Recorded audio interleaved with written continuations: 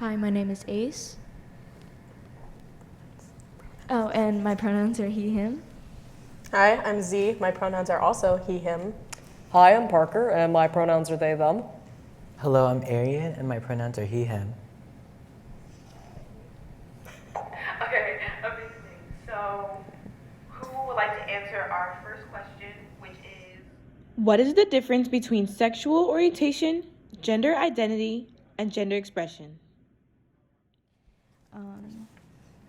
So sexual orientation is basically what you're attracted to. Sexual orientation being the example of gay, bisexual, and for gender identity, it's basically what you present as cis people, people who are born and they identify as male or female. That is their gender identity. Whereas other people, which is transgender people, they identify with the opposite sex in which they were born. And gender expression basically just means how you present yourself. There's some people that present androgynous, which is where they don't present feminine nor masculine. But overall, I just do believe that clothes don't have a gender and anybody can wear whatever they want. What can an individual do if they are not sure of another individual's pronouns? I can answer that. I think the best thing to do is try to just ask, or like a lot of people here at Sterling, such as myself, we can have pronoun pins. Oh, I'm pointing at right here. I have a pronoun pin right there, and try and look for that first on their lanyard. But if not, I would say just just ask. Asking is always the best thing. awesome, does anyone else want to give more to that one? Yeah, if you really don't know, you could always just default to they, them until you find out. Yeah. That's like one of the best things you can do if you really don't ask or don't know. But usually, like all of us do have pronoun pins, so looking at your lanyard or anybody's bag or anything like that, you can also find, a pin there. Please pay attention to our pins. We love our pins. I feel like asking is way more respectful than assuming. Like, I would have way more respect towards you if you asked. That's all. Amazing. Okay, so here's the next question. What advice can you give someone who wants to properly address an individual, but the individual is afraid of making a mistake with an individual's pronoun? I very much want this one. So obviously, with the previous question, the best thing to do is to ask. And like, if you know and forget, there's no shame in asking again. I know what a lot of people think is the best thing to do is if you mess up, you apologize. And most people apologize a lot. Honestly, it's not very fun to be like misgendered or dead named and then like, oh my gosh, I'm so sorry. It's not that big of a deal. As long as you correct yourself, we know that you're trying, and that's honestly the best thing that you could do is try instead of just being like, oh, I'm sorry, I don't know, or oh, I'm sorry, I'm not there yet. Awesome, does anyone else want to add more to that? I think that it's like with what he said, it's just as long as you're trying. I mean, if you're just blatantly not trying, or if you're somebody who does ask an individual their pronouns multiple times and still don't use it, I just feel that it's just blatantly ignorant. But it's as long as you're trying and you acknowledge, even like I've had multiple people where they have misgendered me behind my back, and they would say that they're sorry to my face even though I wasn't there to hear them misgender me. It was just, it's nice to hear that people are trying. Amazing. How can an individual correct themselves when they do not use an individual's preferred name or misgender them? I can take this one. I would definitely say just try and just correct yourself in the moment, and if not, just try and make an effort again to just use it, write it down. I'd say what helps me learn people's names and stuff is that I try and repeat sentences when I'm alone. Like I just repeat it over and over again in my head. Like if I'm like really close friends with them, I'm like, oh yeah, that's their name. I practice little sentences in my head to get it stuck in there so I remember the next time we interact, or I interact with someone else talking about them. Why is "that's so gay" so offensive if people do not mean anything by it? I would like to answer this. All right, so to answer this question, I don't, for me, it's just my opinion. I feel like it's been so normal, it shouldn't be normalized, but it's been so normalized that like, if it feels like it's a smaller issue than bigger issues. So I feel like we should pay more attention to the bigger issues like homophobia, racism, sexism, cultural appropriation, things like that. I feel like those are more of importance than something small. And I'm not gonna go yell at it like kid or something if they say that. It's, you know, it's just there. We should focus on the bigger problems first, then we can address it later. So when you do the bigger problems, people will take you more seriously enough to do the little problems later.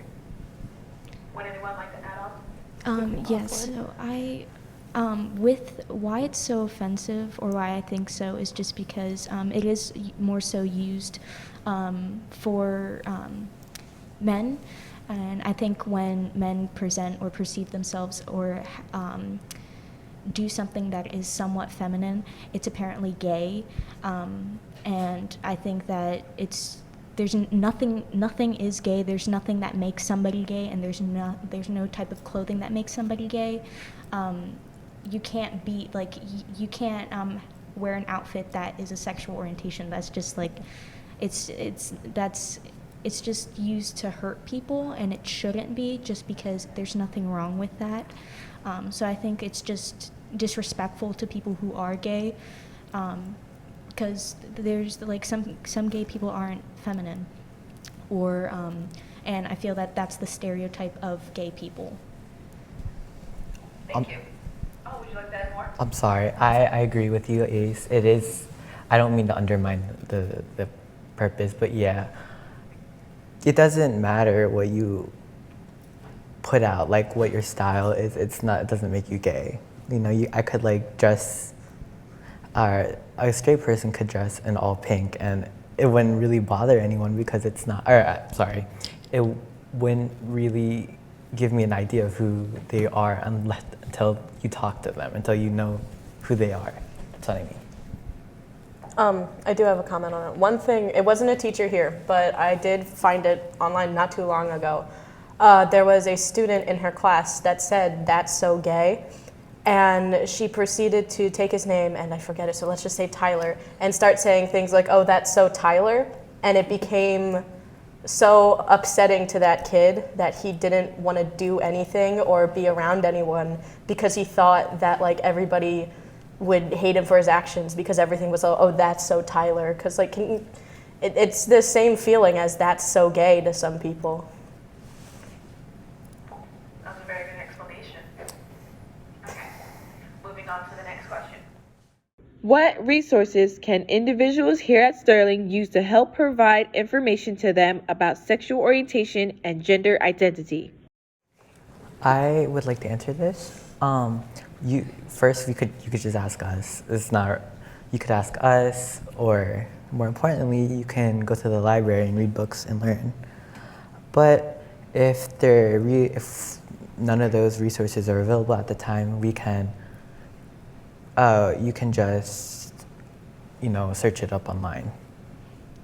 Shameless promotion, but you could also join the GSA.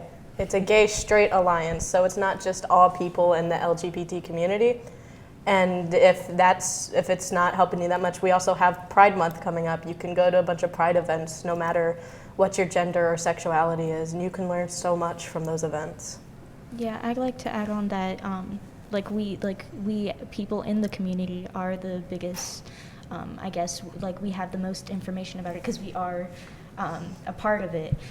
But if you're uncomfortable with coming up to new people, whether you think that is just inappropriate, we live in a modern world where we are more accepted than years ago. Like we have more outlets to express ourselves, and there's also books now coming out about people that are like us, characters that are like us, and just informational books about what we go through, or what we experience and how we feel when just experiencing life as somebody who is, not normal, not really like, what society puts, humans to be.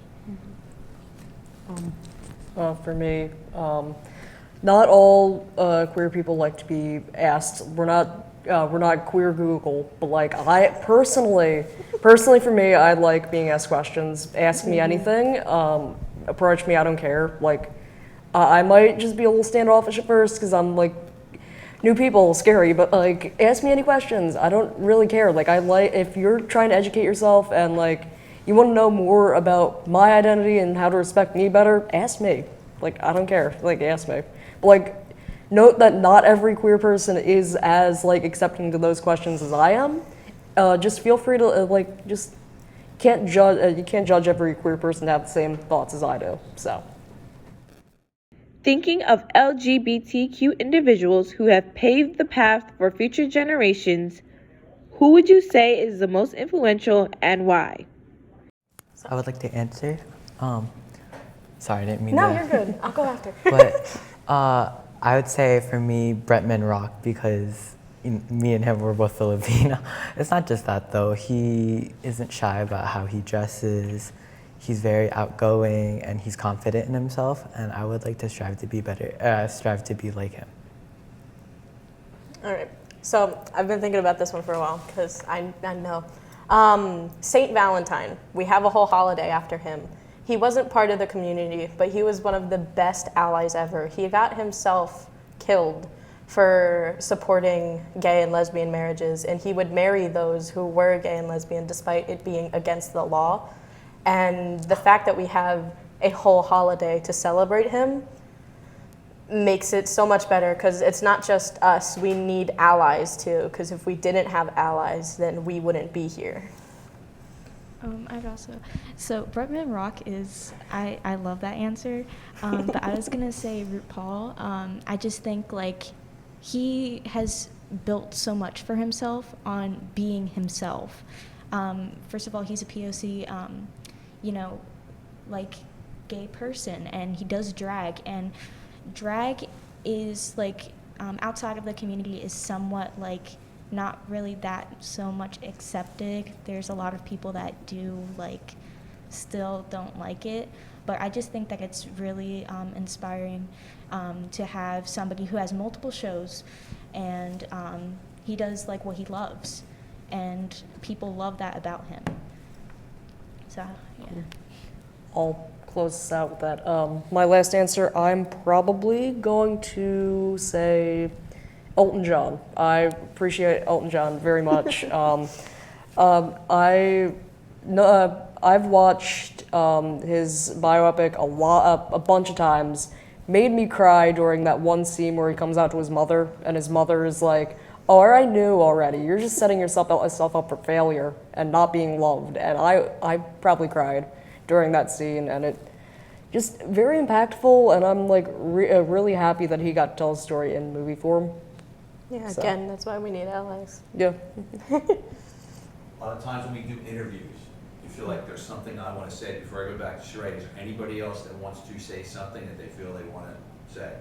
No. You're all good. Yeah. We haven't covered. All right, so then she's going to go back. Because a lot of times you finish the interview and you walk, oh, I wish I would have said that. That's kind of what I'm trying to help. Yeah, but that's what's going to happen, but there's nothing coming to my mind right now. Nothing in my mind. I'm going to leave and I'm going to think of Sheree's five. gonna pick but, up like, from here. I just wanted to jump in with that. Hello, my name is Arian Nickdow, and my pronouns are he, him. Hello, my name's Parker Bell. Pronouns are they, them. once again, I'm Z Strobel. Pronouns are he, him. My name is Ace Class, and my pronouns are he, him. All right, on the count of three, give the nights. 1, 2, 3. Go Knights!